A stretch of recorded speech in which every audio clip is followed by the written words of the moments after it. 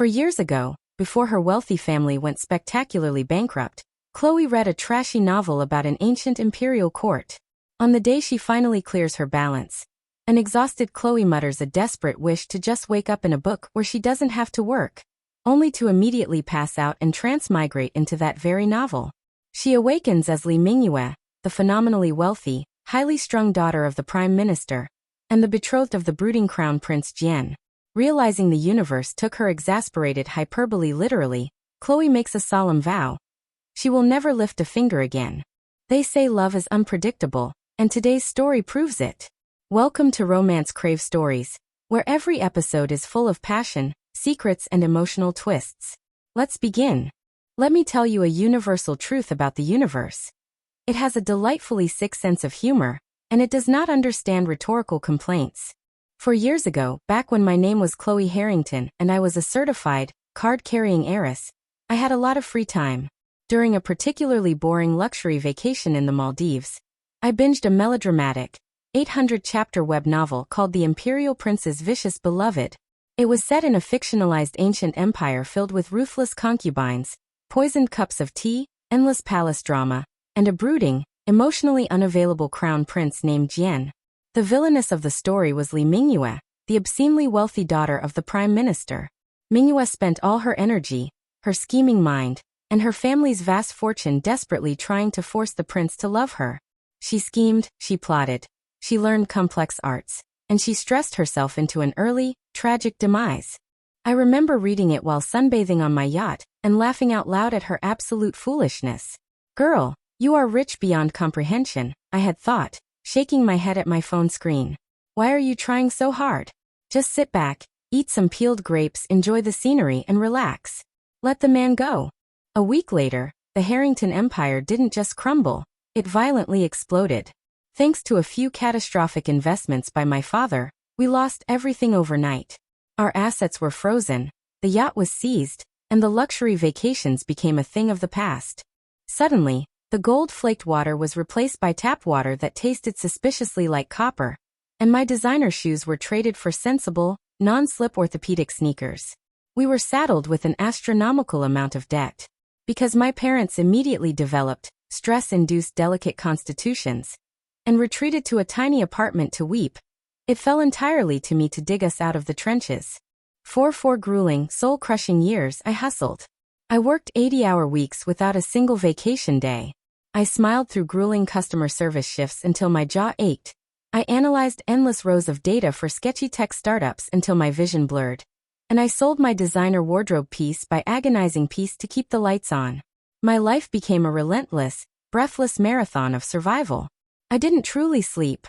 I just blinked for extended periods while waiting for the next shift to start. I became intimately acquainted with the smell of cheap instant coffee and the fluorescent hum of a cubicle at 3 in the morning. Then came the glorious day. A rainy Tuesday. I sat on my cheap, lumpy futon, staring at the bank portal on my cracked phone screen. My thumb hovered over the screen, trembling slightly before I hit transfer. The debt was 0. I was free. I was exhausted, chronically dehydrated, and severely burnt out, but the crushing weight of the last 4 years was finally gone. I collapsed back onto the futon, staring blankly at the water stains on the ceiling. Every single bone in my body ached with a bone-deep exhaustion that sleep could no longer fix. I'm so tired, I whispered to the empty room, my eyelids drooping shut as the adrenaline finally left my system. I don't want to work anymore. I wish I could just wake up in a book. A nice, easy book where I'm stupidly rich and I don't have to do anything ever again. I closed my eyes, letting out a long, shuddering sigh. And my heart, fueled entirely by caffeine and pure spite for 4 long years, simply decided it had finished its shift. Everything faded to black. When I opened my eyes again, I was no longer staring at a water-stained ceiling. Instead, I found myself looking up at a sprawling canopy draped in sheer, pastel matcha green silk. The air was heavy with the soothing, rich scent of burning lavender incense, and the mattress beneath me was so soft it felt like I was floating on a literal cloud. Panic and confusion warring in my chest, I sat up, catching sight of myself in a large, polished bronze mirror across the vast, luxurious room. Staring back at me was a face carved from flawless jade, with cascading, ink-black hair and sharp, arresting eyes. Along with the reflection came a violently sudden download of memories that hit my brain like a runaway carriage. This body belonged to Li Mingyue, the eldest daughter of the fabulously wealthy Prime Minister Li. More importantly, she was the betrothed of Crown Prince Jian. I froze. My breath hitched in my throat as the realization clicked into place. I knew this name. I knew this extravagantly decorated bedroom. I knew this incredibly high-stakes imperial court. I had transmigrated into the imperial prince's vicious beloved. I threw my head back against the mountain of embroidered silk pillows, staring at the intricately carved wooden ceiling, and let out a loud, strangled groan of pure frustration. When I said I wanted to wake up in a book, it was a figure of speech. Why would you actually bring me here? A timid maid poked her head through the beaded curtain at the sound of my voice. My Lady Mingyue, you are awake. Oh, thank the heavens. I must dress you immediately. You have a meeting with the etiquette governess, then a fitting for the imperial banquet, and you must review the estate ledgers by noon before you visit His Highness. Stop, I whispered, holding up a flawlessly manicured hand. The maid froze, dropping to her knees instantly. My lady. I took a deep breath. I had spent 4 years grinding myself to absolute dust. The universe had dropped me directly into the very book I had wished for. It had handed me the keys to the kingdom of ultimate luxury. And the original owner of this body had been wasting it by working hard? By scheming and stressing over a brooding prince who didn't even like her? Absolutely not. Never again. Cancel it, I said, my voice gaining strength and conviction. Cancel the fitting, my lady. Cancel the fitting. Cancel the ledgers. Cancel the etiquette lessons, I declared, pulling the heavy, luxurious silk quilt right back up to my chin and nestling into the warmth. In fact, cancel everything. Permanently. Tell my father I am indisposed. Tell the imperial family I am resting. If the crown prince asks, tell him I've taken a vow of profound stillness. I am going to lay flat. As the maid scurried away in a blind panic, I let out a deeply contented sigh. The crown prince could have his harem. The empire could run itself. Chloe Harrington was dead, and Li Mingyue was officially on permanent vacation. Chapter 1. My first full day of dedicated, uninterrupted laziness was going spectacularly well, until the male lead of this novel literally fell out of the sky. I had arranged myself on a deeply cushioned mahogany lounger in the center of my private garden. The weather was a perfect, breezy 70 degrees. The air smelled of blooming jasmine and the soft, soothing lavender incense I had ordered the maids to burn. I was swathed in layers of breathable, pastel matcha green silk, and a servant was currently feeding me candied plums at a highly reasonable pace. I was halfway to nirvana. Then there was a violent rustle from the bamboo grove near the eastern wall. A figure vaulted over the pristine white masonry, scrambled for purchase, and landed directly in my prized peony bushes. I didn't even sit up. I merely stopped chewing my plum and cracked one eye open. Crown Prince Jian, the brooding, supposedly untouchable future ruler of the empire, was currently untangling his dark, gold-embroidered robes from the thorny branches. He looked wildly out of character. His usually immaculate hair was slightly disheveled, and the permanently aloof expression on his handsome face had been replaced by sheer, unadulterated panic. He spotted me lounging in the sun, and immediately held a finger to his lips. Do not say a word, he hissed, ducking low to the ground. I wasn't planning to, I mumbled, closing my eye again. Speaking requires effort. But why are you in my flower bed? Hide me, he demanded in a frantic whisper, crawling behind a large, decorative limestone rockery near my lounge. Before I could ask why the most powerful man in the capital was scurrying around my garden like a frightened squirrel, a shrill, breathless voice drifted over the garden wall. Your Highness? Oh, Prince Jian. Where are you going? I recognized that voice instantly. It belonged to Lady May, the delicate, supposedly innocent female lead of the novel I had read. In the original story, Jian was drawn to her gentle nature. In reality, the woman possessed the tracking skills of a bloodhound and the persistence of a debt collector. He went this way.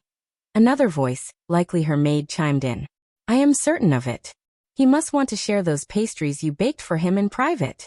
Jian pressed his back against the limestone rock, closing his eyes in misery. She has been chasing me since dawn, he whispered to me, looking entirely defeated.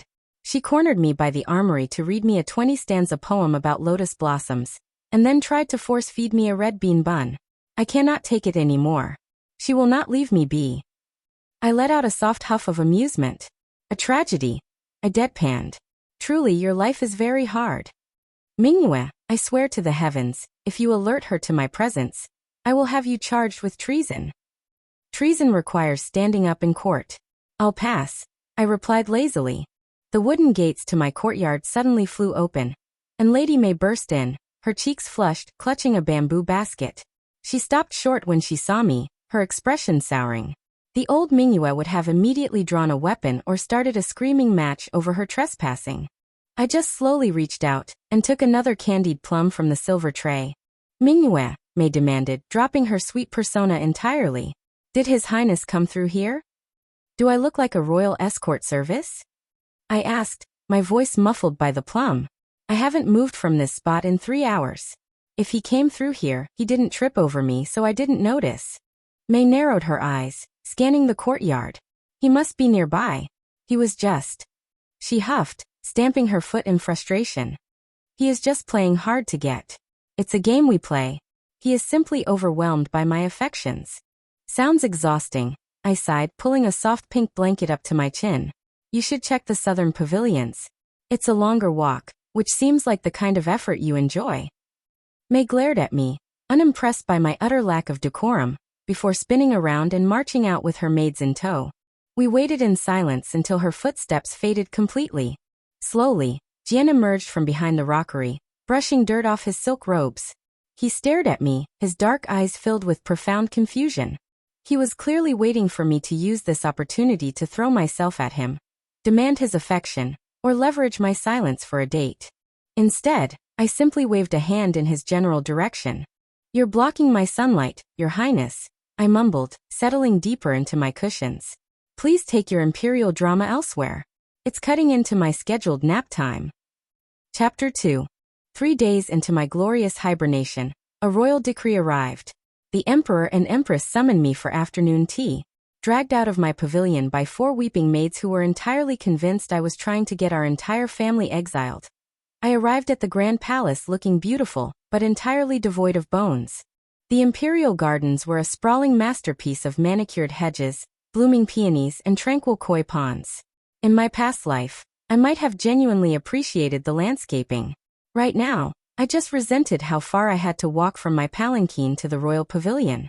By the time I reached the intricately carved jade table where the rulers of the empire sat, I was practically leaning on my lead maid for structural support. The Empress, a famously sharp and imposing woman dressed in layers of heavy gold and crimson silk, eyed me critically. The old Mingyue would have immediately fallen to her knees, recited a flawless, highly rehearsed greeting, and desperately tried to impress her with knowledge of the latest inner court gossip. I managed a shallow, highly uncoordinated bow before practically collapsing onto the heavily cushioned stool provided for me. I immediately rested my elbows on the jade table and propped my heavy head in my hands. Mingyue, the Empress began, her voice cold enough to freeze water. You have been absent from the social gatherings of the capital this week. There are rumors that you have fallen ill. Or worse, that you are neglecting your duties as the future crown princess. I am not ill, Your Majesty, I mumbled, staring blankly at the ornate teapot in the center of the table. I have simply retired. Retired. The Emperor, a robust man with a booming voice and a usually stern expression, raised an eyebrow. You are 19 years old. It is never too early to prioritize one's health, I reasoned, my eyes drifting shut. The afternoon sun was warm, and the pavilion was entirely too comfortable. The physician recommended rest. A lot of it. Indefinitely. The Empress narrowed her eyes. A future ruler does not rest, Mingyue. A future ruler is always alert. Speaking of which, have you read the latest missives from the northern provinces? I expect you and Jian to discuss the agricultural yields. My corporate trauma flared violently, but I refused to take the bait. I was not looking at ledgers. I was not doing math. I am sure His Highness has it handled. He is very capable. I, however, am very hungry. Do the imperial chefs know how to make a soft, strawberry-infused pastry? The kind with the sweet glaze? The silence that followed was so profound you could have heard a single blossom fall to the stone path. The Empress stared at me, her mouth slightly parted in shock at my sheer insolence. She looked ready to have me immediately thrown into the imperial dungeons for my lack of decorum. But then, a strange sound broke the silence. A deep, rumbling chuckle. The emperor threw his head back and laughed. It was a loud, booming sound that startled the nearby guards. A strawberry pastry? In the middle of a discussion about provincial grain yields? Prime Minister Li's daughter has certainly grown a sense of humor. I assure you, Your Majesty, I am completely serious about the pastry, I replied softly, not even bothering to lift my head from my hands. And perhaps some lavender tea. It promotes relaxation. The emperor wiped a tear of mirth from his eye and gestured to a nearby eunuch. Bring the girl her pastries and tea. Let it never be said that the imperial family starves our future daughter-in-law. Just as the eunuch returned with a beautifully arranged silver tray of delicate, pink-glazed pastries and a steaming porcelain pot of lavender tea, the sound of heavy footsteps approached the pavilion. Crown Prince Jian strode in, looking every bit the commanding, untouchable royal he was meant to be. He bowed crisply to his parents before his dark eyes landed on me. He froze, clearly remembering our bizarre encounter in my garden a few days prior. He braced himself, likely expecting me to leap up, offer him my seat, and start showering him with unwanted compliments. Instead, I reached out, picked up a warm strawberry pastry, and took a slow, deliberate bite. It was spectacular. Flaky, sweet, and bursting with flavor. Mingyue, Jian said, his tone laced with deep suspicion. You are here. I am. I agreed, chewing happily. And I am eating. Please do not interrupt the process. The emperor chuckled again, sipping his own drink. Your betrothed has declared she is in retirement, Jian. She is prioritizing her health with baked goods. Jian looked from his highly amused father to his deeply offended mother, and finally back to me, slouched over the table like a discarded blanket. The sheer confusion on his face was almost as satisfying as the pastry. Almost. I took another bite, closed my eyes, and let the imperial family try to figure out what to do with a villainess who had simply decided to clock out permanently. Chapter 3. My exit from the royal pavilion was slow, highly ungraceful, and entirely focused on getting back to my mattress. The emperor had generously allowed me to leave early, citing my delicate constitution, and I was already mentally preparing myself for a 12-hour nap. Unfortunately, I didn't make it to my palanquin. As I shuffled past the grand imperial koi pond, a shadow fell over my path. I stopped, letting out a deep, dramatic sigh before looking up. Crown Prince Jian stood blocking the arched stone bridge, his arms crossed over his broad chest. The breeze caught his dark silk robes, making him look like a painting of a legendary warrior. His jaw was clenched, and his dark eyes were narrowed in deep suspicion. All right, he demanded, his voice a low, commanding rumble. What game are you playing? I blinked at him, holding a small paper bag of leftover strawberry pastries the eunuch had packed for me. The game of trying to walk to my carriage without being interrupted. I am currently losing. Jian took a step closer, towering over me. The old Mingyue would have swooned, her heart fluttering at his proximity. I just wished he would step slightly to the left, so he wasn't blocking the breeze. Do not play coy with me, Mingyue, he sneered, leaning in slightly. This sudden change in your demeanor, the feigned indifference, disrespecting my mother, hiding me from Lady May in your garden. I know this is just another one of your elaborate schemes to get my attention. I reached into my paper bag, pulled out a small piece of pastry, and tossed it into the pond. A massive, gold-scaled koi fish breached the surface and swallowed it whole. I felt a deep spiritual connection with that fish. You think my desire to sleep is a plot to seduce you? I asked, throwing another crumb to my new aquatic friend. I know it is, Jian said firmly. You have spent the last 3 years following my every move. You memorize my schedule, you send me endless embroidered gifts, and you threaten any woman who so much as looks in my general direction. You do not simply retire overnight. So hear me now, and hear me clearly. This new little act of yours will not win my affections. I will never love you. He delivered the line with devastating finality, clearly expecting me to burst into tears or fall to my knees in despair. Instead, I turned to face him, a bright, genuine smile spreading across my face. Oh, thank the heavens, I breathed, feeling a massive weight lift off my shoulders. That is fantastic news. Really, best case scenario. Jian's imposing posture faltered. His brow furrowed in utter bewilderment. What? Listen, Since we are finally on the same page and clearly understand each other, I have a massive favor to ask, I said, leaning casually against the stone railing of the bridge. Can you handle the wedding planning? The wedding planning? He repeated, sounding as though I had suddenly started speaking a forgotten ancient language. Yes. The banquets, the guest lists, the floral selections. All of it.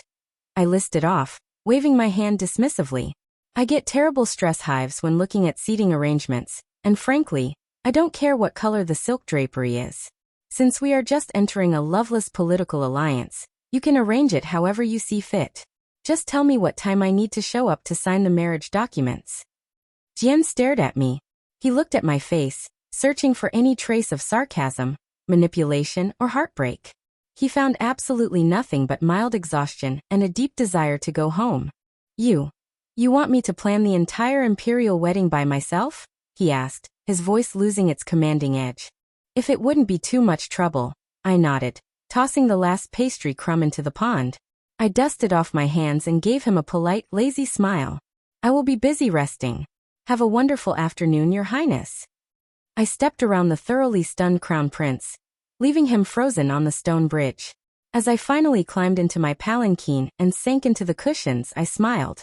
Setting boundaries was surprisingly easy when you simply didn't care anymore. Chapter 4. My mother, finally reaching her limit with my indoor hibernation, practically ordered the guards to carry my chaise lounge out to the Lotus Pavilion for the annual Spring Blossom Gathering. The capital's high society ladies were all in attendance, dressed in their finest, most colorful silks, ready to sip tea, recite poetry, and subtly insult one another. I immediately found a secluded spot under the sweeping branches of a weeping willow, instructed my maids to drape a mosquito net over me, and closed my eyes. The gentle breeze off the lotus pond was perfect for a mid-morning nap. Sadly, peace in the inner court is a fleeting illusion. Well, look who decided to grace us with her presence. Or rather, her lack thereof. I opened one eye. Lady May stood before my shaded daybed, flanked by two other noble daughters who looked like they practiced their condescending sneers in the mirror. May was holding an intricately painted silk fan, attempting to look elegant and innocent, though her eyes gleamed with malice. Good morning, May, I mumbled, pulling a soft silk pillow over my face to block out the glare of her bright yellow robes. Please lower your voice. The willow tree is trying to sleep. One of May's minions gasped. How incredibly rude. Lady May simply came to greet you, Mingyue. Though I suppose we can understand your foul mood. Everyone in the capital knows His Highness has not visited the Li estate in days. May touched her hair, making sure the sunlight caught the brilliantly carved white jade hairpin resting in her dark locks. Oh, you shouldn't tease her, May said, her voice dripping with fake sympathy. It is not Mingyue's fault that His Highness's attentions are divided. He gifted me this hairpin just yesterday. He said the pale jade reminded him of my gentle nature. He is practically mine. The old Mingyue would have erupted from the daybed, shattered a teacup, and demanded a duel to the death. I just let out a long, heavy sigh from under my pillow. May, listen to me very carefully, I said, my voice muffled by the silk. I am going to give you something, and I need you to take it and leave me alone. I reached into the wide sleeve of my robe, blindly rummaged around for a moment, and pulled out a heavy, intricately carved gold medallion. I held it out from under the pillow. May stared at it, her fan dropping a fraction of an inch. Is that the imperial entry pass to the Crown Prince's private courtyard? It is, I confirmed lazily. The Emperor gave it to me upon our engagement, so I could visit Jian whenever I pleased. I haven't used it once. It's heavy and it takes up space in my sleeve. Take it. The three girls froze, staring at my outstretched hand as if I were offering them a live viper. What kind of trick is this? May demanded, taking a cautious step back. You expect me to believe you are simply handing over unfettered access to His Highness? You who threatened to throw me in the lotus pond just last month. I am a changed woman, I replied, tossing the gold medallion onto the grass at her feet. It landed with a heavy thud. If you want him, take him. Seriously. The man is entirely yours. I will even draw you a map to his bedroom if you need it. May's face flushed a deep, furious red. You are mocking me. I am negotiating, I corrected, finally pulling the pillow off my face and sitting up slightly. You can have the prince, the jade hairpins, and all of his brooding affection. In exchange, I just need you to sign a quick legal waiver taking over my official duties as the future crown princess. You will need to attend the banquets, manage the inner court disputes, and handle the imperial ledgers. Deal. May sputtered, entirely unequipped to handle a rival who was aggressively trying to surrender. She looked at the medallion, then back to me, her eyes welling up with frustrated tears. This is psychological warfare. You are trying to make me look like a fool in front of everyone by pretending you do not care. You are wicked, Mingyue. Utterly wicked. With a dramatic sob, May covered her face with her silk sleeve and ran away down the stone path, her minions scurrying frantically after her. I stared after them, thoroughly baffled. I had literally handed her the keys to her dream man, and she treated it like an insult. The people in this novel were entirely too dramatic. Well, I muttered, lying back down and pulling the blanket back up. I tried. Chapter 5. The annual imperial hunt was meant to be a grand display of martial prowess, bravery, and political posturing. The sprawling autumn forests on the outskirts of the capital were transformed into a sea of crimson and gold banners. Noblemen donned their finest, tightest leather riding gear, boasting loudly about the fierce beasts they intended to fell, while noble women gathered in the lavishly decorated pavilions to gossip and swoon over the hunters. In the original novel, this was a pivotal scene. The old Mingyue had spent weeks practicing her equestrian skills, determined to ride alongside Crown Prince Jian, and prove she was a worthy, capable companion. She had commissioned a stunning lightweight silk riding habit that cost more than a small farming village, all to catch his eye. I, however, had absolutely no intention of getting on a horse. Horses were large, unpredictable, and entirely too much work to steer. Instead, I instructed my father's most robust guards to carry me to the hunting grounds in a reinforced, open-air palanquin. I had the stiff wooden benches removed and replaced with a plush, heavily padded mattress. Swathed in a soft pastel peach sleeping robe that I casually claimed was a regional relaxation draping technique, I spent the entire 2-hour journey comfortably dozing under a silk parasol.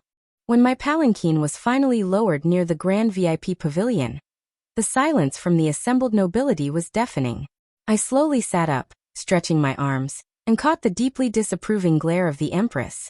I offered her a polite, incredibly lazy wave before instructing my maids to carry my mattress directly into the shade of a large, ancient oak tree, far away from the noise of the hunting horns. While the rest of the women stood at the edge of the viewing platform, craning their necks to watch the men ride into the dense tree line, I settled into my nest of pillows. I had brought provisions. A large plate of sticky candied hawthorn berries and a highly dramatic, entirely fictional scroll about a rogue scholar who falls in love with a fox spirit. It was the ancient equivalent of a trashy beach read, and it was glorious. For 3 peaceful hours I did not move. I ate my candied fruit, I turned the parchment of my scroll, and I thoroughly enjoyed the cool autumn breeze rustling through the leaves above me. Eventually, the blare of brass horns signaled the return of the hunting party. The crowd of noble women erupted into polite, high-pitched cheers as the riders emerged from the forest. Leading the pack, naturally, was Crown Prince Jian. He looked like a war god descended from the heavens. His dark hair was swept back by the wind, his posture flawless atop a magnificent, midnight black stallion. Slung across the back of his horse was a massive, impressive stag, the undeniable prize of the entire hunt. He rode directly toward the VIP pavilion, his dark eyes scanning the crowd. I knew what he was looking for. He was waiting for the old Mingyue to push her way to the front, breathless and starry-eyed, showering him with praises and embarrassing him in front of the court. He spotted me under the oak tree. I was lying entirely flat on my stomach, my chin propped up on a silk cushion, mid-bite of a hawthorn berry. Jian brought his stallion to a halt near my shaded spot.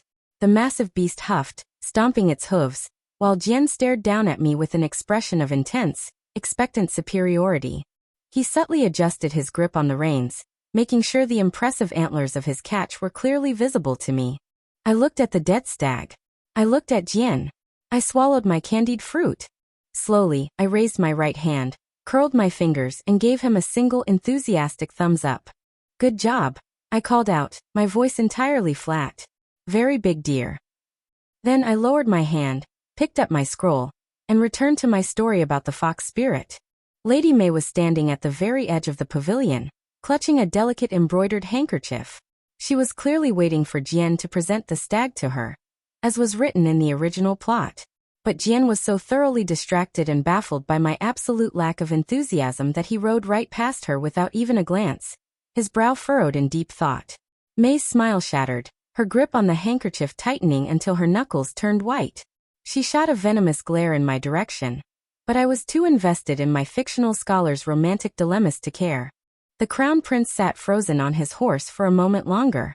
The triumphant smirk melted off his face, replaced by a look of profound, deeply unsettling confusion. He opened his mouth to speak, closed it, and looked down at the stag as if suddenly wondering if it wasn't impressive enough. With a sharp, frustrated pull of the reins, he spurred his horse forward, leaving me to my peaceful, undisturbed afternoon. Chapter 6. Following the imperial hunt, a bizarre shift occurred within the social dynamics of the capital. Crown Prince Jian, the aloof and untouchable heir, was suddenly acting very strangely. According to the gossip brought to my courtyard by my highly entertained maids, he was actively avoiding Lady May. Whenever she approached him in the imperial gardens with a freshly baked sweet bun or a carefully prepared poem, he would abruptly remember an urgent meeting with the Ministry of War and walk in the opposite direction. He was not avoiding her because he was busy. He was avoiding her because his brain had entirely short-circuited. He was so accustomed to the old Mingyue constantly vying for his attention, sabotaging his other suitors, and obsessing over his every move that my absolute, unwavering indifference was destroying his ego. He simply could not comprehend a reality where I did not care. And because human beings always want what they are told they cannot have, his confusion rapidly morphed into a stubborn obsession. Which is how I found myself dealing with an uninvited royal guest on a perfectly good Tuesday afternoon. I was lying on a woven bamboo mat in the shade of my courtyard, lazily trying to solve a Luban lock, a complex wooden puzzle my father had given me to stimulate my idle mind. I was currently using it as a chin rest. The heavy wooden doors of my courtyard swung open, and the guards immediately dropped to their knees. Jian strode in, his dark silk robes billowing behind him. He looked frustrated, marching directly toward my mat with the intensity of a general about to declare war. Mingyue, he demanded, stopping at the edge of my mat and crossing his arms. I didn't lift my head from the wooden puzzle. I merely shifted my eyes upward. Your Highness, to what do I owe the pleasure of this incredibly loud interruption? It has been 3 weeks, he announced, his voice tight. Since what? My last proper nap? Untrue, I slept quite well yesterday. Since you last sent anything to the palace, he snapped, running a hand through his usually immaculate dark hair. Where are the embroidered pouches? The calligraphy scrolls? You used to send a silk pouch filled with protective herbs to my chambers every single week. It is Tuesday. My desk is empty. I let out a long, slow sigh, rolling onto my back and looking up at the sky. Are you complaining that I am not sending you gifts? Because I seem to recall you throwing the last embroidered pouch into a fireplace. Jian's jaw clenched. That is not the point. The point is your sudden lack of effort. It makes no sense. Why have you stopped? Because embroidery requires hand muscles, Jian, I explained patiently, as if speaking to a very large, very confused child. And calligraphy requires sitting upright for extended periods. Both of those activities directly conflict with my new lifestyle choices. This is ridiculous, he muttered, pacing back and forth beside my mat. You cannot just stop caring. You have claimed for years that you would do anything to win my favor. You threatened to leap from the highest pagoda if I did not look at you. People change, Jian. I realized heights make me dizzy, and working hard makes me tired. I grabbed a nearby silk fan and flicked it open, shielding my eyes from the glare. Besides, you made your feelings incredibly clear. You said you hated me. He stopped pacing, his boots planting firmly on the stone tiles. I never said I hated you, he argued, his voice rising in genuine frustration. I said I would never love you. Same difference. I mumbled lazily from behind the fan. Now could you please take 2 steps to your left? You are pacing directly in my line of sunlight, and my feet are getting cold. Jian stood absolutely still, his mouth opening and closing as he struggled to find a response to such profound apathy. He looked down at me, sprawled out on a bamboo mat, using a wooden puzzle as a pillow, entirely unbothered by his royal presence, and let out a sharp, exasperated breath. You are impossible, he growled, though the anger in his voice lacked its usual bite. It sounded more like defeat. I am comfortable, I corrected, lowering the fan just enough to meet his gaze. There is a difference. Goodbye, Your Highness. Try not to trip over the threshold on your way out. He didn't leave immediately. He stood there for a long moment, watching me as I closed my eyes and settled back into my nap. When he finally turned and walked away, his footsteps were slow, lingering in the courtyard much longer than necessary. Chapter 7. The imperial banquet meant to celebrate the changing of the seasons was supposed to be a night of music, elegant dancing, and the excessive consumption of glazed duck. I had positioned myself at a low, heavily cushioned table near the back of the grand hall, fully intending to eat my weight in candied lotus seeds and quietly slip into a food coma, while no one was paying attention to me. The Empress, however, had other plans. She was still deeply displeased by my lack of decorum and my newfound dedication to doing absolutely nothing. She evidently decided this grand public forum was the ideal moment to expose my perceived incompetence and shame me into acting like a proper, stressed-out noblewoman. Midway through a beautiful ribbon dance performance, the Empress raised her hand, halting the musicians.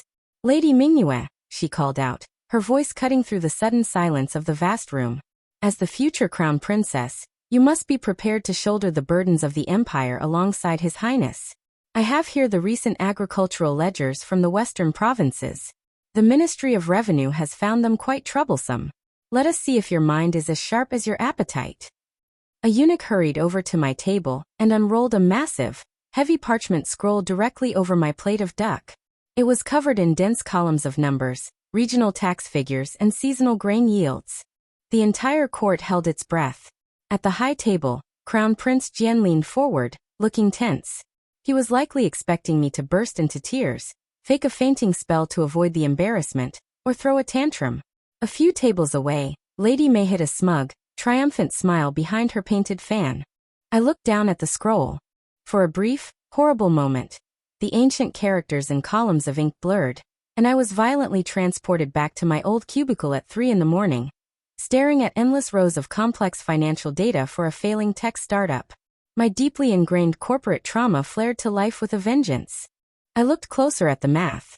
It was frankly insulting. It was amateur hour.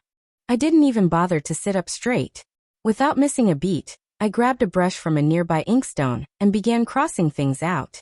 "Your Majesty," I said, my voice completely monotonous as I scratched thick black lines over the parchment. "The reported grain yield is highly inconsistent with the seed distribution from the spring planting. You are missing a vast amount of revenue. If you cross-reference the transport costs with the regional tax collected, it becomes glaringly obvious that the deficit is not due to a sudden summer drought." I circled a specific name at the very bottom of the scroll, pressed the brush down to make a heavy dot, and tossed it aside. "The Western Provincial Governor is embezzling your funds," I announced casually, picking up my chopsticks again. "Fire him, seize his private assets to recover the missing silver, and reallocate the surplus to the southern irrigation projects. Can I have a new plate of duck now? This one has ink on it." Absolute silence descended upon the grand hall. The Empress stared at me, completely devoid of words, her mouth slightly open. The Emperor frowned and motioned for his Minister of Revenue to come forward and examine the scroll. The elderly official adjusted his robes, leaned over my table to read my swift corrections, and immediately went pale. She is completely correct, Your Majesty," the minister stammered, his eyes wide with shock. "It is a blatant theft hidden in the seasonal grain conversion rates.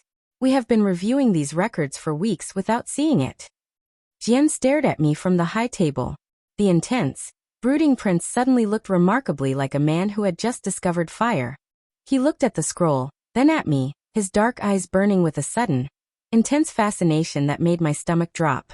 "Brilliant!" the Emperor suddenly roared, slamming his jade cup onto his table with a joyous thud. "Absolutely brilliant! Such a sharp mind. From now on, Mingyue shall be given access to review the ministry's seasonal reports."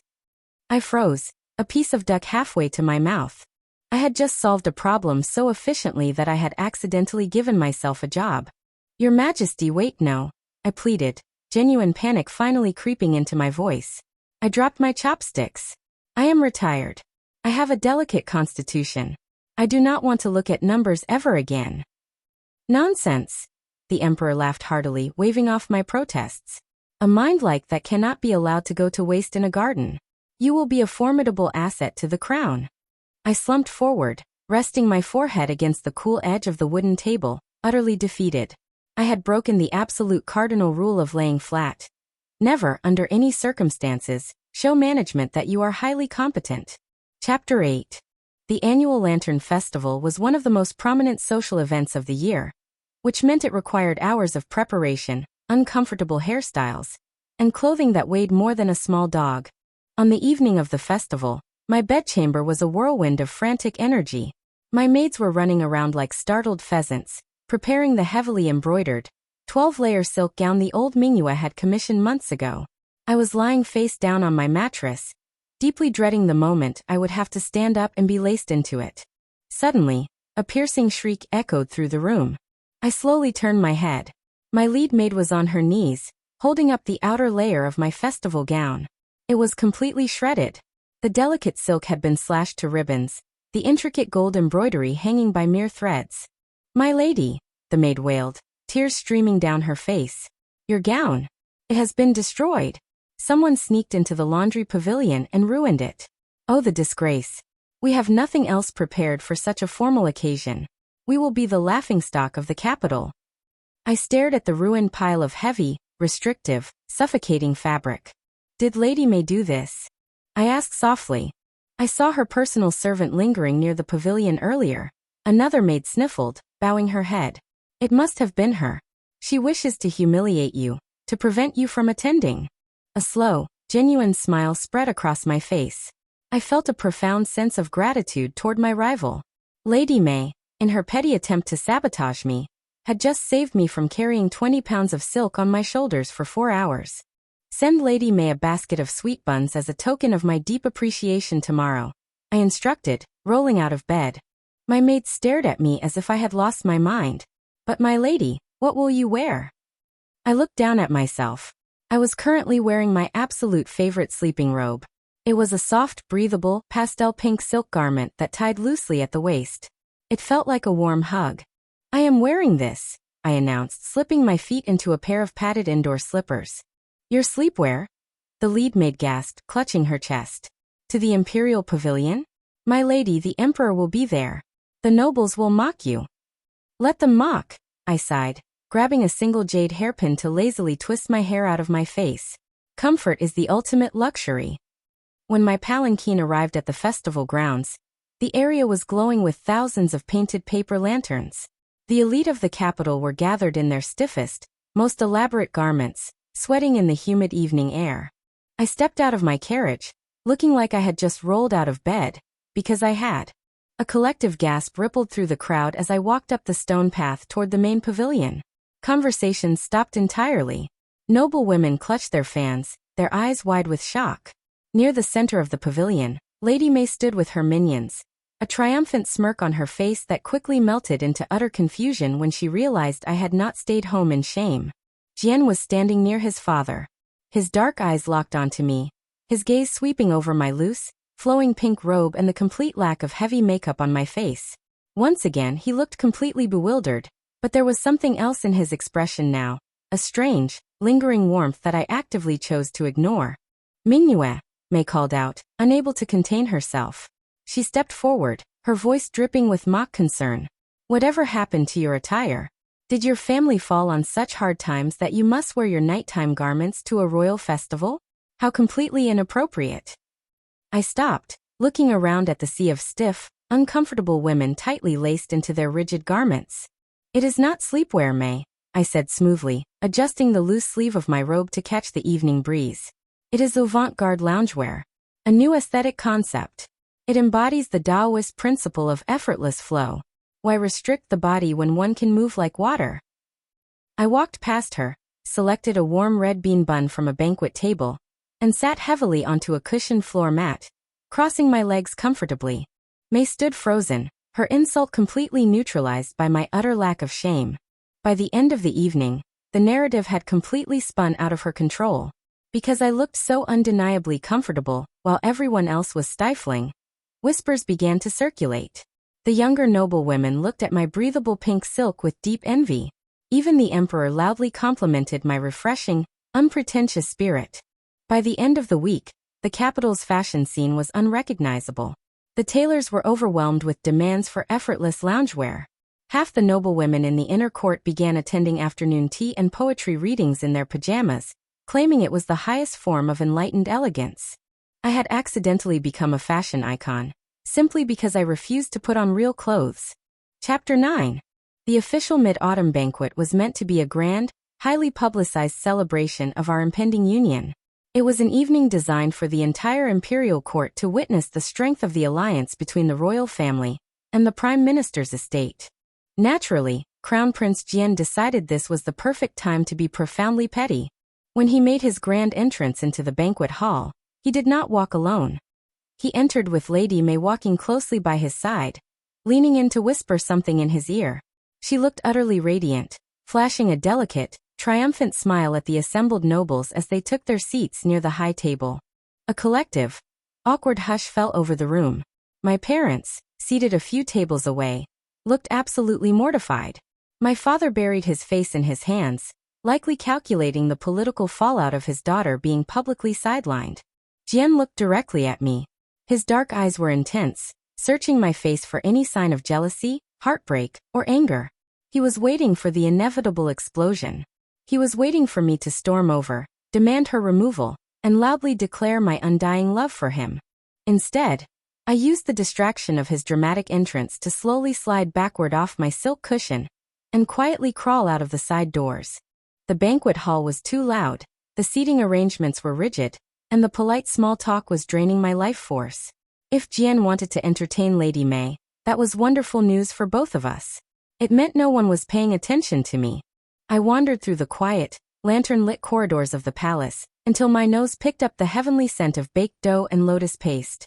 I followed the aroma directly into the sprawling imperial kitchens.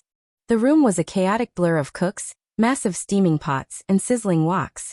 When the head chef, a large red-faced man holding a massive cleaver, spotted me wandering and wearing my formal engagement robes, he nearly dropped his blade. "My lady," he gasped, bowing deeply.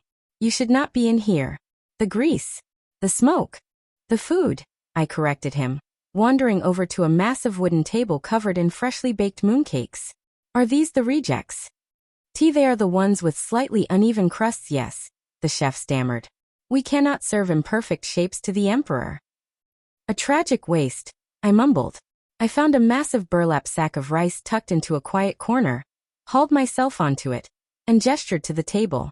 "Bring me a plate of the ugly ones, please. And a pot of tea. Anything floral."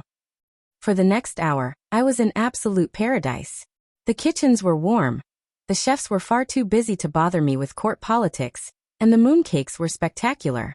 I sat on my rice sack, happily munching away, brushing pastry flakes off my silk robes while listening to the rhythmic chopping of vegetables. Suddenly, the kitchen doors burst open. The bustling room ground to a halt. Crown Prince Jian stood in the doorway, breathing heavily, his brow furrowed in deep frustration. He scanned the room, his eyes sweeping past the stunned cooks and bubbling pots, until they finally landed on me. I was sitting cross-legged on a rice sack in the darkest corner of the kitchen, my mouth entirely full of lotus paste, surrounded by a mountain of crumbs. Jian marched over, ignoring the frantic bows of the kitchen staff. He looked down at me, his expression a complicated mix of anger, relief, and profound disbelief. "I have been searching the entire palace for you," he demanded, his voice tight. "When you disappeared from the hall, I thought. I assumed you had run off to weep, or to plan some sort of revenge." I swallowed heavily, brushing a crumb from my cheek. "Why would I do that?" "Because I brought May," he exclaimed, throwing his hands up. "Because I publicly humiliated you at our own engagement banquet. What are you doing in here?" "Living my best life," I replied honestly. I picked up a slightly lopsided mooncake from my plate and held it up to him.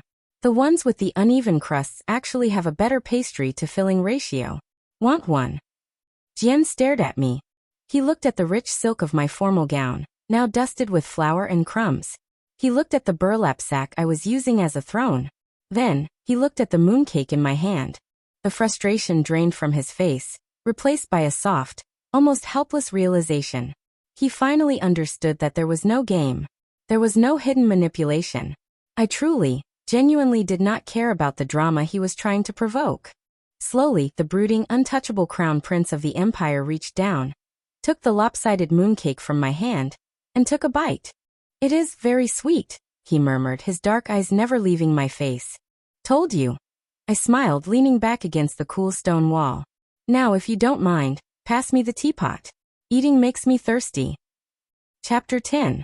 The rumors regarding my profound lack of ambition had officially reached a boiling point. The capital's high society could no longer ignore the glaring reality. The future crown princess of the empire functioned with the energy levels of a decorative pillow. This, naturally, caused my parents a great deal of distress. They staged a formal intervention on a breezy Thursday morning. I was currently engaged in my most strenuous activity of the week, trying to find the cool side of my silk pillow, when my mother and father marched into my bedchamber. My mother, Lady Li, immediately collapsed onto a nearby stool and began dabbing at her eyes with a lace handkerchief. "Mingyue, this cannot continue," she wailed dramatically. "The whispers in the tea houses are unbearable. They are calling you the imperial sloth." "A sloth is a very energy-efficient creature, mother," I murmured, not opening my eyes. "I take that as a high compliment." My father, the prime minister, paced at the foot of my bed, his face flushed with anxiety. "It is not a compliment. You are the future matriarch of the inner court. Yes, His Highness seems oddly tolerant of your eccentricities. But you must make an effort. You must host poetry circles, manage the estate servants, and establish your dominance over women like Lady May. You cannot secure your future by simply lying down. Watch me," I mumbled into the mattress. "Mingyue, I am serious," my father insisted, throwing his hands up in despair. "If you do not start trying harder, you will ruin the reputation of our entire family. We will be known as the estate of laziness." I let out a long, heavy sigh. It was clear they were not going to leave until they felt reassured, and their loud pacing was completely ruining my peaceful morning atmosphere. I slowly rolled over, pushed the heavy silk blankets aside and sat up. I reached under my bed and grabbed the ornate, brass-bound chest the emperor had sent over a few days prior. Ever since the banquet incident, the Ministry of Revenue had been quietly sending me their most confusing ledgers once a week. I would spend 20 minutes pointing out the obvious mathematical errors and embezzlement schemes, and in return, the emperor happily sent me a frankly absurd consulting fee. I hauled the heavy chest onto the floor and pushed it across the polished wooden boards until it stopped at my father's feet. He paused his pacing, looking down at the chest in confusion. He bent down, unlatched the brass lock, and flipped the lid open. My mother stopped crying mid-sob. The chest was filled to the brim with gleaming, perfectly cast silver ingots. It was enough wealth to buy a small mountain. What is this?" my father stammered, his eyes wide. "That is my salary," I said, suppressing a yawn. "The emperor pays me to look at the imperial ledgers, so his ministers stop making foolish mistakes. I believe there is enough silver in there to purchase that expansive southern courtyard you have been eyeing, father. Or perhaps a luxury pleasure barge for the summer." My parents stared at the silver, completely mesmerized. The political anxiety and concerns over my reputation vanished from their faces, replaced entirely by the hypnotic shine of vast, undeniable wealth. "Here is the arrangement," I continued, lying back down and pulling the covers up to my chin. "You take the silver. You buy whatever estates, silks, or barges you desire. In exchange, you never speak to me about my work ethic, my court duties, or my reputation ever again. Deal?" My father looked at the silver, then at my mother, who nodded enthusiastically. "A very reasonable compromise, my daughter." My father cleared his throat, suddenly looking incredibly cheerful. He slammed the chest shut and hoisted it into his arms. "We shall leave you to your vital rest immediately." "Thank you," I whispered, already drifting off. "Please close the doors on your way out." They scurried out of the room with their treasure, completely abandoning their intervention. As the heavy doors clicked shut, plunging the room back into quiet serenity, I smiled. Sometimes, the most efficient way to solve a problem wasn't to argue. It was simply to fund someone else's distraction. Chapter 11. By exposing the Western Province's embezzlement scheme, I had accidentally done something terribly inconvenient. I had made political enemies. The corrupt officials who lost their jobs and their stolen wealth were deeply unhappy with the Prime Minister's famously lazy daughter. This led to a highly disruptive incident on a completely unremarkable Wednesday night. I was fast asleep, wrapped in a cocoon of soft, breathable silk blankets. The room was pitch black, quiet and perfectly cool. It was the kind of deep, restorative sleep that I had dreamed about during my years of corporate drudgery. Then a floorboard creaked. It was a small sound, but in the absolute silence of my bedchamber, it might as well have been a gong. I groaned, pulling a pillow over my head to block out the intrusion.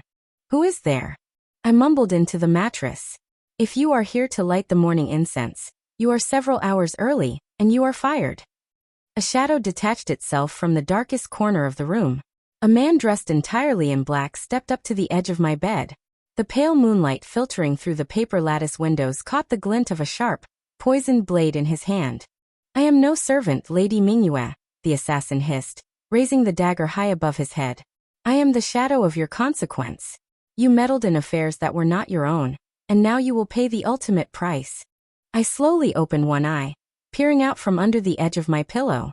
I looked at the man in black, then at the shiny blade, and finally at the water clock resting on a nearby table. It was the middle of the night. "Do you have any idea what time it is?" I grumbled, my voice thick with sleep and profound irritation. The assassin paused, his dagger frozen mid-air. His dark eyes widened beneath his mask. This was clearly not the reaction he was trained to handle. "What? Did you not hear me? I am here to take your life." "I heard you perfectly fine," I sighed, letting my head flop back onto the mattress. "But honestly, could you do it quietly? My head hurts, and I was in the middle of a very nice dream about a bakery." The assassin stood absolutely still. His imposing, lethal posture began to falter, replaced by a deep, unsettling confusion. He looked at his poisoned dagger, then back at me. I hadn't moved. I hadn't screamed. I hadn't even bothered to sit up and look him fully in the eye. You are not going to call for the guards?" he whispered, lowering the blade a fraction of an inch. "Do you know how much energy it takes to scream at this hour?" I replied, closing my eye again, and shifting to find a more comfortable position. "Just get it over with, please.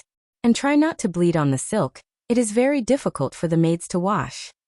The assassin was so deeply disturbed by my complete lack of a survival instinct that his brain completely stalled. He hesitated, staring at me as if I were a ghost already. That brief moment of profound existential confusion was all it took. Before the assassin could process my apathy, the paper lattice window on the far side of my bedchamber shattered outward with a violent crash. Wood splintered and paper tore as a dark, imposing figure vaulted into the room. Crown Prince Jian landed on the polished floorboards with the grace of a predatory cat. He didn't waste a single second. Before the assassin could even turn around, Jian crossed the room in 2 massive strides, grabbed the man by the back of his dark tunic, and threw him forcefully against the far wall. The assassin crumpled to the floor, instantly unconscious. Silence rushed back into the room, broken only by Jian's heavy breathing. I slowly pulled the pillow off my face and looked at the Crown Prince of the Empire, who was currently standing in the middle of my bedroom in the dead of night. "Jian," I said, my voice completely flat. "Why were you lurking outside my window at 2 in the morning?" He froze, standing over the unconscious body of a trained killer, suddenly looking incredibly guilty. Chapter 12. Jian stood perfectly still in the center of my ruined bedroom, the moonlight casting long, dramatic shadows over his tense shoulders. He looked at the shattered window, then at the unconscious assassin on the floor, and finally at me, tucked comfortably beneath my silk blankets. The brooding, untouchable future ruler of the empire suddenly looked like a man who had been caught stealing pastries from the kitchen. "I was securing the perimeter," he announced, his voice a low, defensive rumble. "The imperial guards received intelligence that the disgraced Western officials might retaliate against your family. I came to ensure the estate's defenses were adequate." "By standing in my prize-winning hydrangeas?" I asked, raising an eyebrow. "For the last 2 hours?" Jian's jaw clenched. A faint, highly uncharacteristic flush crept up his neck. "I am a very thorough inspector." "Right. Well, thank you for your service," I sighed, pulling the blanket tighter around my shoulders to block the cold night air now freely flowing into my room. "Could you be a dear and throw a tapestry over that broken window? There is a terrible draft, and it is ruining my ambient temperature." Jian did not move toward the window. Instead, he stepped over the unconscious assassin, crossed the room, and dropped directly to his knees right beside my bed. He reached out, his large, calloused hands gently grasping the edges of my blanket-wrapped arm. His dark eyes were wide, intense, and completely stripped of their usual arrogance. He was breathing heavily, the adrenaline of the brief fight still radiating from him. Mingyue, he breathed, his voice laced with a raw, desperate emotion that made me entirely too awake. Are you hurt? Did he touch you? Only my sleep schedule, Jian, I replied, suppressing a yawn. I am fine. I was completely prepared to let him do his job, so I wouldn't have to get out of bed tomorrow, but you ruined it. Do not joke about such things, he snapped, though his grip on my arm was incredibly gentle. He bowed his head, resting his forehead against the edge of my mattress. When I saw him raise that blade over you, my heart stopped. The very thought of losing you.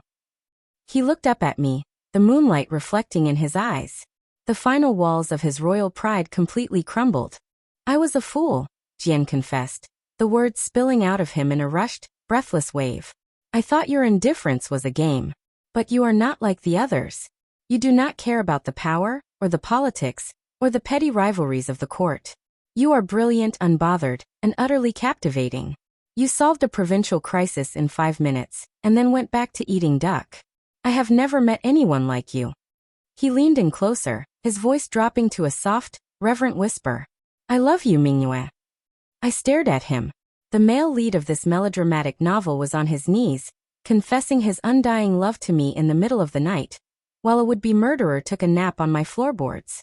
Jian, I said slowly, carefully weighing my next words.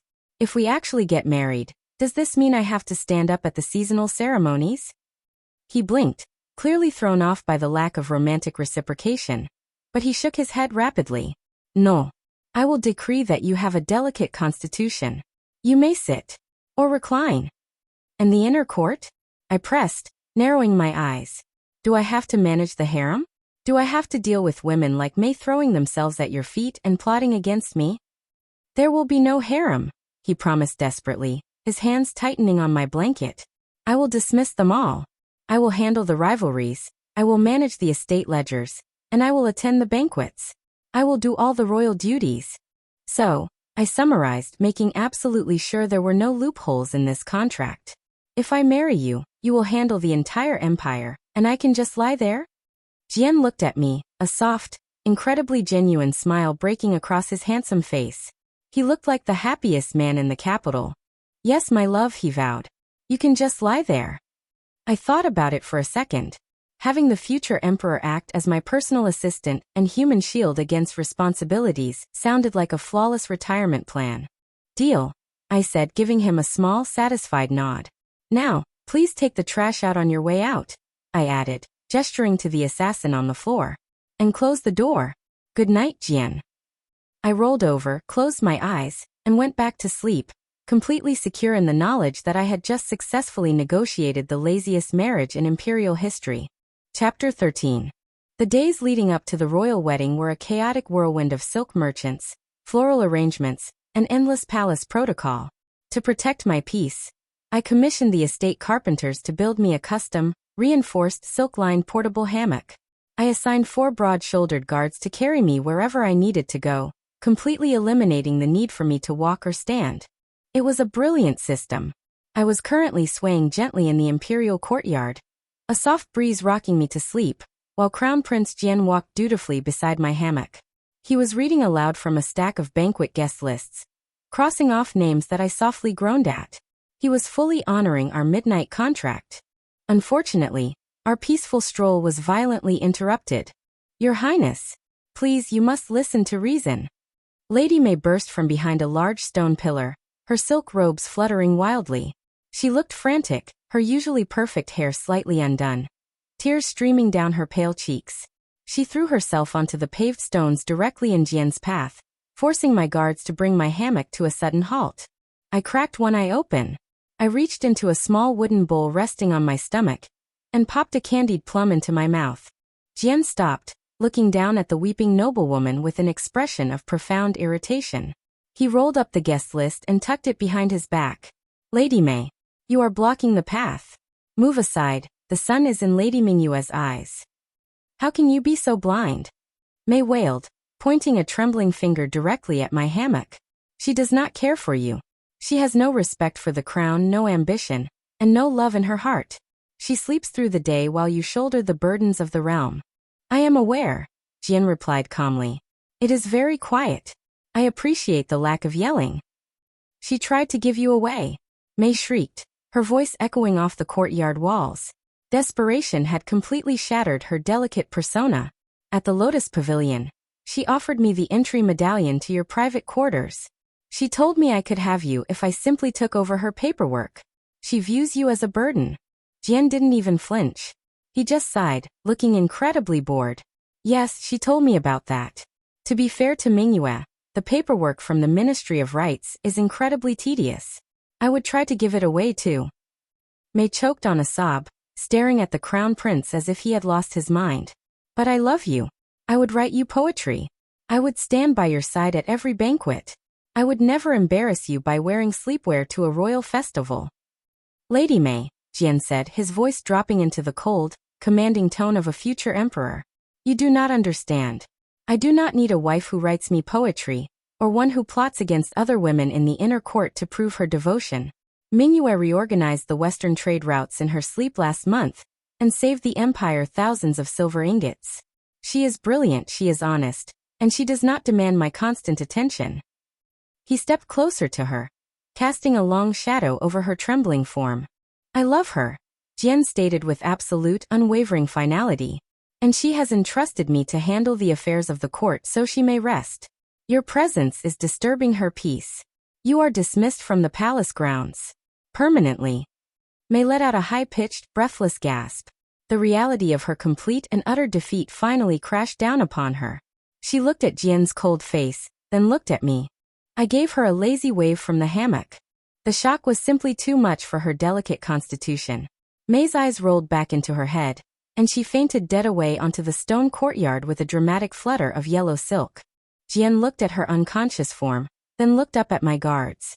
Step around her, please. Let us continue to the gardens. As the guards hoisted my hammock back into the air, and carried me past my fallen rival, I reached into my bowl, pulled out another candied plum, and gently tossed it.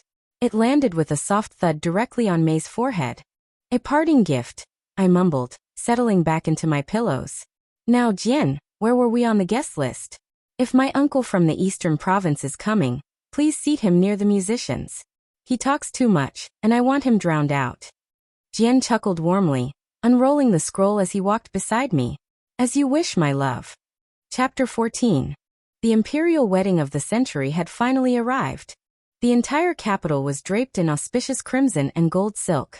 Tens of thousands of citizens lined the streets, and nobles from every province had traveled for weeks just to witness the union.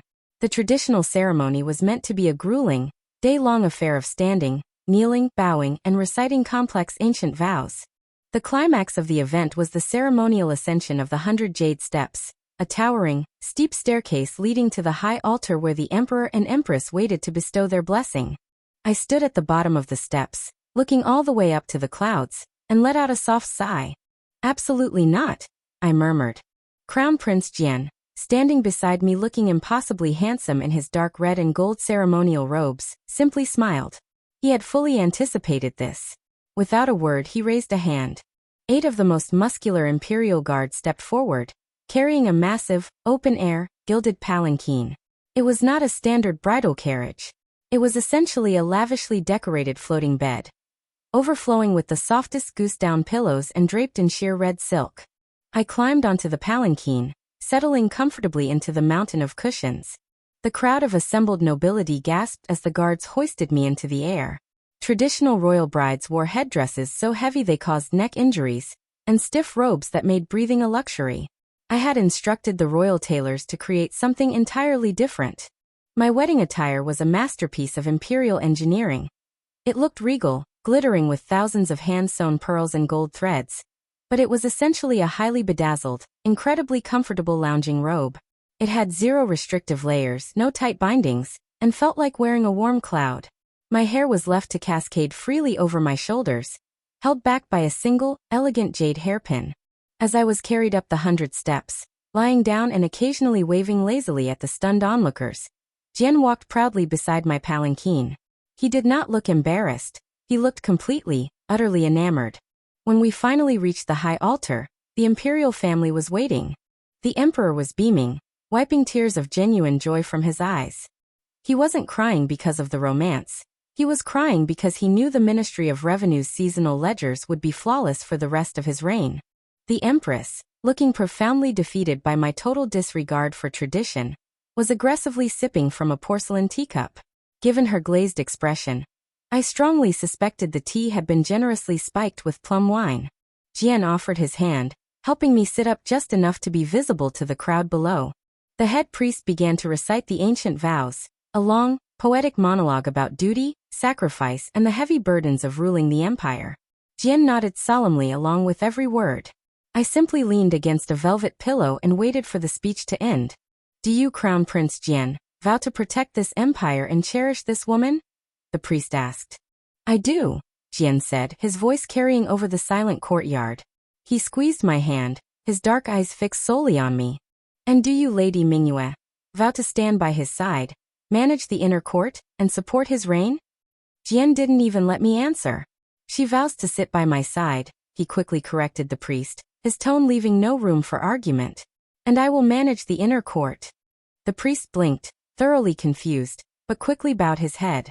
Very well. Then by the mandate of the heavens you are bound. Jian leaned down, cupping my face in his hands, and kissed me. The crowd erupted into deafening cheers, ceremonial horns blared, and a shower of red flower petals drifted down from the palace balconies. Jian pulled back, resting his forehead against mine, looking like the absolute happiest man on earth. I smiled, my eyes already feeling heavy. That was beautiful, husband. How soon until the banquet? I would like to eat something sweet, and then immediately go to sleep. Jian laughed, a rich, joyous sound that echoed over the altar. Right away, my love. Epilogue. It has been 3 peaceful, deeply restful years since I officially became the crown princess of the empire. When I first transmigrated into this novel, I assumed my declaration of absolute laziness would eventually be met with some form of divine or imperial retribution. I expected to be dragged out of bed and forced to participate in the exhausting mechanics of ancient politics. But when you marry a man who is aggressively devoted and highly capable, the universe just lets you rest. True to his midnight vow, Crown Prince Jian is a spectacularly accommodating husband. Every morning, long before the sun dares to crest the horizon, he slips out of our massive canopy bed with the stealth of a highly trained shadow. He leaves the heavy, pastel pink silk curtains drawn tight to preserve the darkness. By the time I finally blink my eyes open around noon, the air in my chambers is already thick with the soothing scent of burning lavender incense, and a warm cup of freshly brewed matcha tea is waiting on my bedside table, alongside a plate of delicate strawberry-infused pastries. He handles the border treaties. He handles the endless banquets. He deals with the squabbling provincial lords and the verbose scholars of the capital. He completely dissolved the concept of an imperial harem on our very first day of marriage, declaring to a stunned court that his only focus was the prosperity of the realm, and ensuring that my courtyard remained entirely quiet. My only contribution to the functioning of the empire occurs on the last Friday of every month. At noon, senior officials from the Ministry of Revenue arrive at my pavilion. They bring no grand processions. They know better. They quietly carry in a single wooden chest of financial ledgers and bamboo slips. I do not even sit at a desk. I remain draped across my plush chaise lounge, swathed in my favorite breathable loungewear, while Jian holds the scrolls open for me. I spend approximately 20 minutes scanning the columns of numbers. Thanks to my former life, where I spent 80-hour weeks staring at data for failing tech startups, spotting a tax loophole, or a rounding error in ancient agricultural reports is incredibly simple. I point a lazy finger at a discrepancy, suggest a minor reallocation of the Southern Silk funds, and then I am done. The ministers bow deeply, thanking me for my wisdom, and quietly back out of the room. In return for this monthly 20-minute consultation, the emperor sends me chests of silver that I use to buy softer pillows. The social landscape of the capital has also entirely transformed. Because I refuse to wear restrictive clothing or attend stressful poetry competitions, the noble women of the inner court stop trying. The fierce rivalries of the past have been replaced by a newfound appreciation for effortless relaxation. Afternoon gatherings consist of women wearing comfortable silks, drinking sweet drinks, and napping. I accidentally revolutionized imperial high society by doing absolutely nothing. My former life as Chloe Harrington, the stressed, frantic, debt-ridden corporate worker, feels like a very distant fever dream. I am living proof that hard work does indeed pay off, mostly because I did enough of it in my first 22 years to completely excuse me from doing a single productive thing in my second life. Jian, I call out to him lazily, shifting against a mountain of plush cushions. Across the expansive room, my handsome husband sits at a low wooden desk, diligently brushing ink onto a tall stack of imperial edicts. He immediately sets his brush down and looks up. His dark eyes are filled with that same unwavering adoration he showed on our wedding day. "Yes, my love," he asks, his voice a gentle, comforting rumble. "Do you need a foot rub? More tea? A fresh plate of pastries?" Jian smiles very warmly, standing up slowly to gently dim the paper lanterns near my bed. "Of course, my darling. Sweet dreams, my beautiful, brilliant, completely relaxed wife." That's where this love story ends for now. If you enjoyed this episode, don't forget to like, subscribe, and turn on notifications for more romantic twists. Tell me in the comments what will you have done. Until the next story, keep craving romance.